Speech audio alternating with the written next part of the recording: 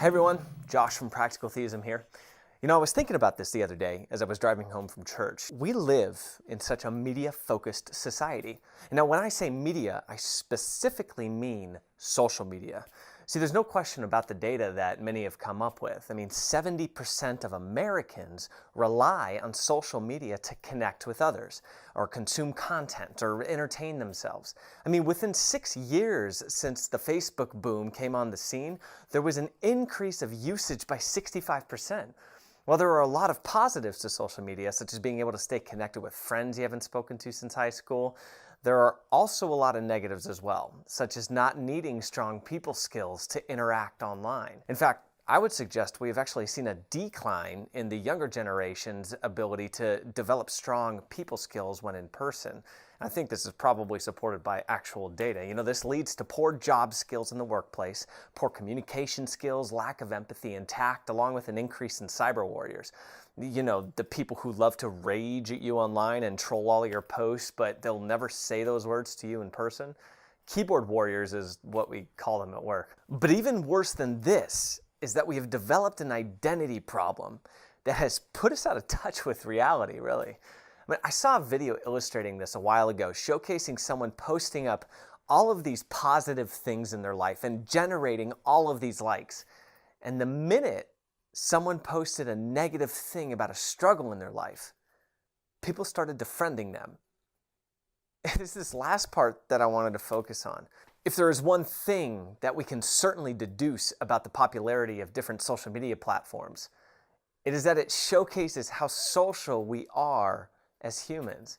We need interaction with others. This isn't just a philosophical or psychological mumbo jumbo. This is real talk. We need and thrive off interactions with others. Why is the church as a physical gathering place so essential? Because people need to meet together with other people, specifically people that hold the same beliefs that they do. I would suggest that it actually goes deeper on a theological level, though. Community groups or the church is there to assist in sharing each other's burdens.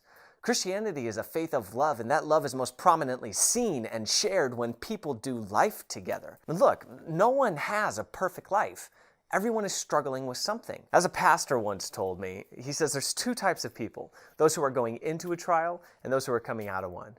Now, this idea that we only have to show and share our clean laundry and we will somehow be happier by ignoring the bad stuff is something that has only been promulgated by the rise of social media and the effects it has had on how people view their life in comparison with someone else's. Social media allows you to think that you are getting a full picture into someone's life without investing in their life, because you are seeing snapshots of their life online, which is much more than you were used to seeing.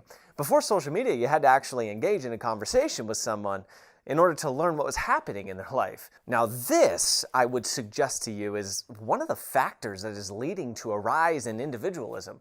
And both of these things working together are killing the thing that we need as people to truly thrive. By seeing others act as if they have it all together, it makes us feel like we need to be solely responsible for having our life together. This thought that we shouldn't need help from anyone else.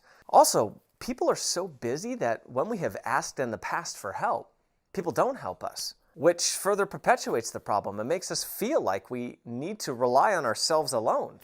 See, this specifically is what community groups have always been there to do. See, this is why the church has long held the view that it is a family, because families are there through all the tough stuff and always helping everyone in the family find fulfillment in life. One of the best feelings in the world comes from when you have something that you're really struggling with or you really need help with, and someone else comes alongside you and says, "Don't worry, dude, I got this. Hey man, I hear you. I've been there too. How can I help?" Knowing that we are not here alone to do life alone allows us to rest easy knowing that we have a family that is supporting us and backing us up when we need it so that we can live life to its fullest.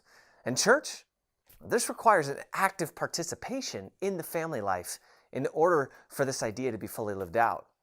So get together in a small group. Start setting aside time to invest in others by learning about their life in person, not just through social media. And find out what they're struggling with. You'd be surprised at where you might be able to assist. Let's become a culture of giving this year. giving of our time, talent, and energy to each other. And it all starts with those in your direct sphere of influence. And you know what? That can make all the difference. From all of us here at Practical Theism, we'll catch you next time.